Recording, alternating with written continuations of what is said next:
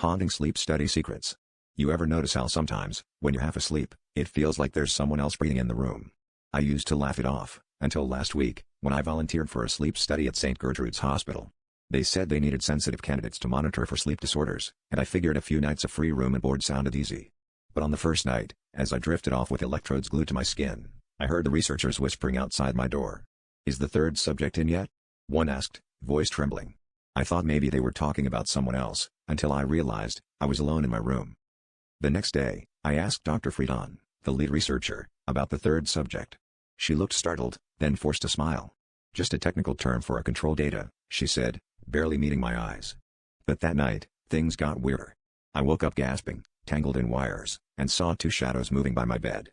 One was my own, cast by the nightlight. The other was wrong. It was taller, with a neck that bent the wrong way, standing in the corner like it was waiting for something. I tried to call out, but my throat locked up, so I shut my eyes and prayed for morning. By the third night, I was desperate for sleep, but dread kept me awake. Around 3 a.m., I heard the researchers again, this time inside my room, whispering frantically, "It's not leaving. Subject 2 knows."